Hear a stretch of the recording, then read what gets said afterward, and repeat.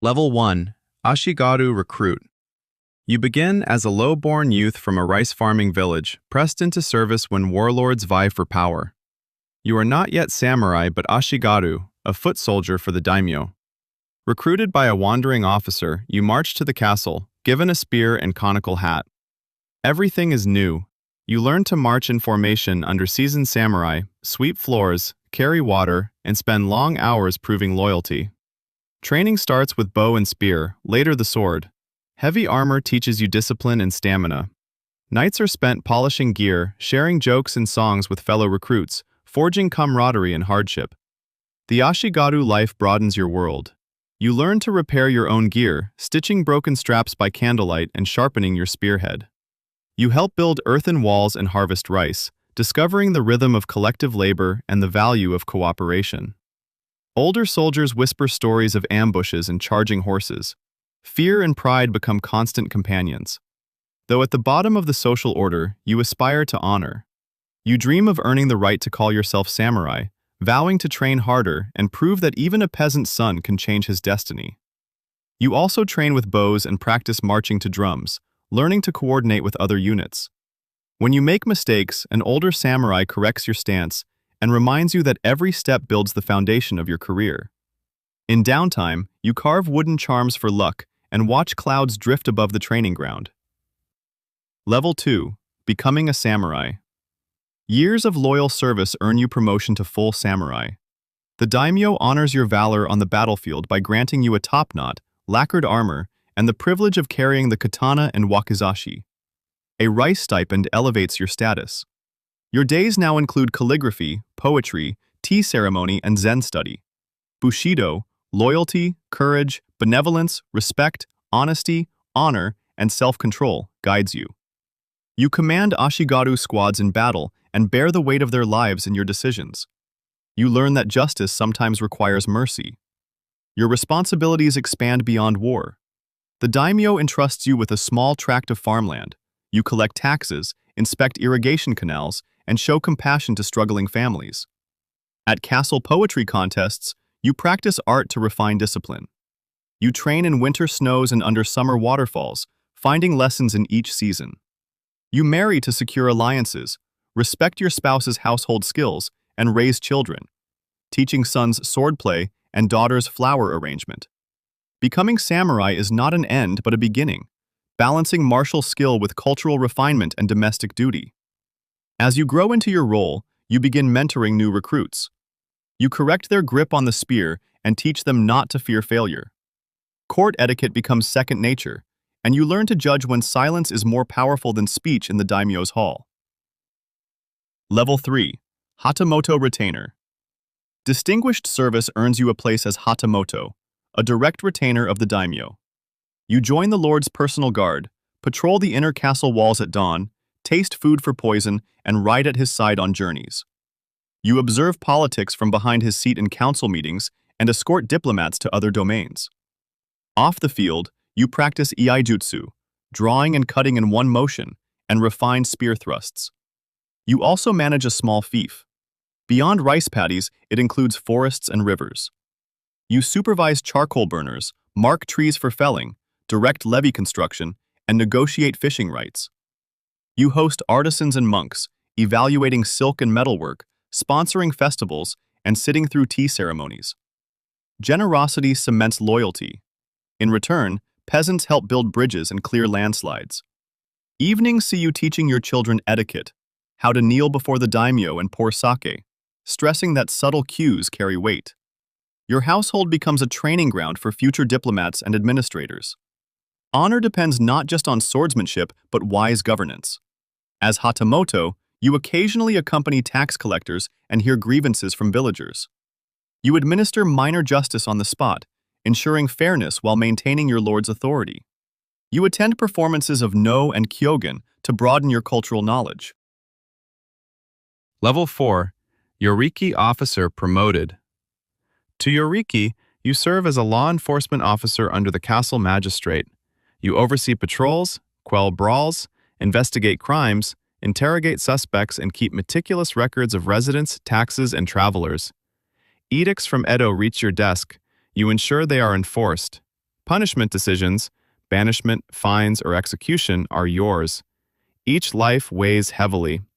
You coordinate festival security, escort merchant caravans, and gather intelligence on rebellion.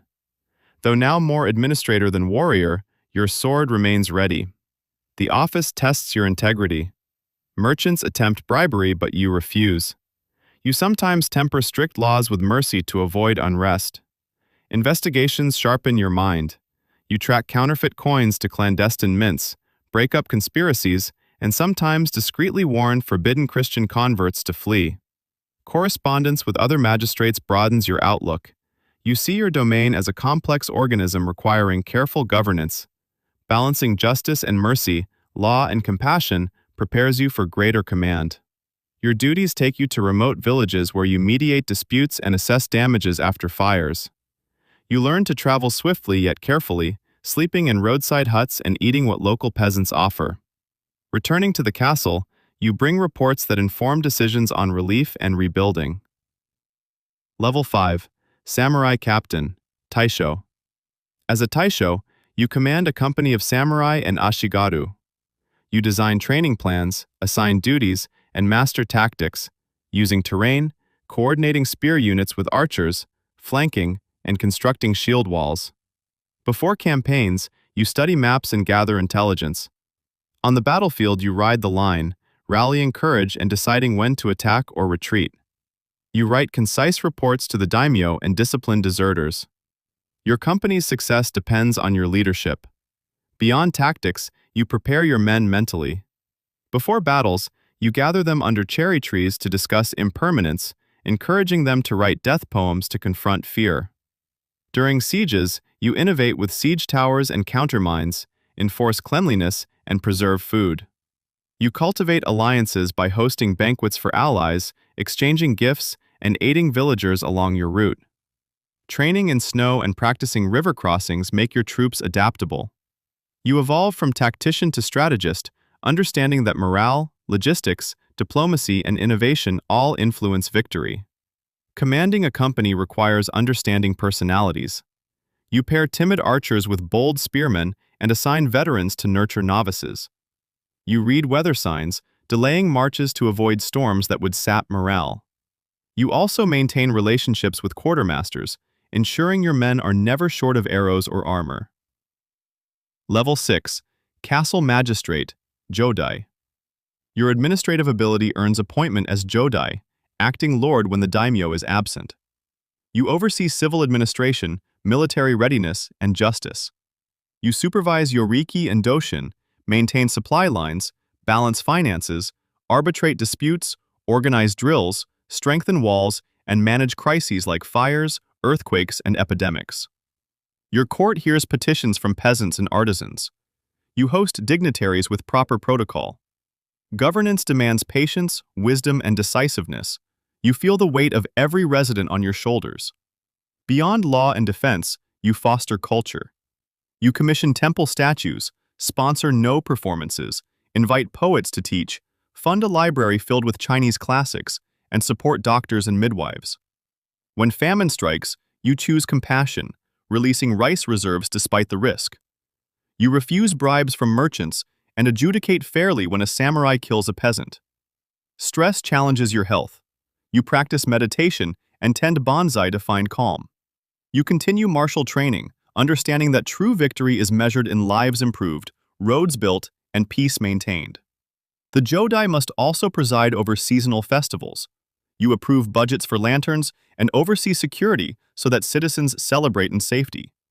Your letters to the daimyo detail not just threats, but the joy and resilience of the people.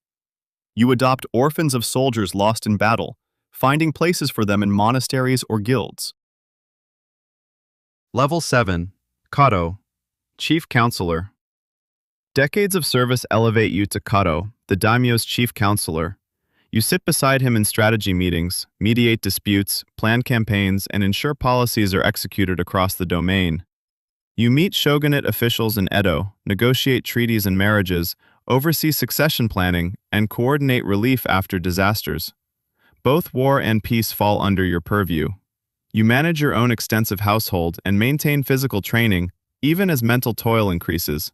Your role requires reading between the lines. In meetings, you notice a rival's fleeting glance and deduce hidden interests. You cultivate information networks among temple abbots, merchants, and geisha, rewarding informants quietly. You mentor younger officials, telling stories of your own failures, correcting their letters, and demonstrating diplomacy. Travels beyond your domain to inspect dikes and negotiate borders broaden your perspective. You long for the simpler days when problems were solved with a sword, but now your weapons are words and patience. As Chief Councilor, you draft contingency plans for floods, fires, and famine. You supervise stockpiling of grain and coordinate with doctors to prepare medicinal stores. When foreign merchants send gifts, you evaluate their motives and decide whether to accept or politely decline. Level 8. Daimyo, Lord.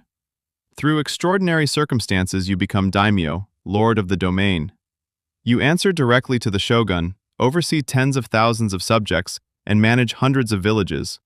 You set tax rates, plan irrigation projects, allocate stipends, hold courts, wage war when necessary, and promote cultural pursuits like poetry and tea ceremony. You encourage education for samurai children. Court intrigue in Edo requires vigilance. A hint of disloyalty can lead to forced seppuku. Your decisions ripple across the region. Sleep becomes a luxury. Every other year you travel to Edo in Sankin Kotai, leading a massive procession and navigating strict protocols. These journeys drain finances but maintain your clan's standing. At home, you personally lead reconstruction after typhoons and locust swarms, adjusting taxes to relieve suffering. You read Dutch medical texts through Rangaku scholars, meet Korean envoys, and consider commissioning foreign-style ships, balancing curiosity with shogunate restrictions. You realize that prosperity depends not just on rice, but on knowledge, art, and open-mindedness. Being daimyo also means serving as patron of the arts. You commission gardens and temples that symbolize your rule, hire painters to immortalize victories, and invite scholars to debate philosophy. You must manage marriages within your extended family to secure alliances, balancing affection and political necessity. Level 9. Shogun's Councilor, Roju. The Shogun summons you to serve as Roju, Senior Councilor. You help administer the nation, overseeing daimyo successions, approving castle repairs, monitoring foreign trade, drafting policies, and mediating feuds. You work to keep the peace among powerful lords and anticipate threats from pirates, famine, unrest, and foreign fleets. Despite rarely seeing your home domain, you train in the castle dojo, remembering that complacency breeds decline. The foreign threat grows. Dutch traders report Western expansion, and rumors of black ships circulate. You study naval tactics with Rangaku scholars and propose strengthening coastal defenses and training samurai with muskets, controversial ideas that challenge tradition. You also craft famine relief programs, establishing grain reserves and soup kitchens, and temporarily easing hunting restrictions. In Edo, you mediate disputes, restructure debts, and attend no-plays while thinking of ship movements off the coast. Your mind never rests, balancing compassion and order for the entire nation. Serving as Roju isolates you from your loved ones. You write letters to your family describing Edo's beauty and the solemnity of court life. At night, you stand on the castle ramparts, looking toward the distant mountains and hoping that peace will hold. You maintain a personal journal to clear your mind. Level 10. Elder Statesman and Legacy.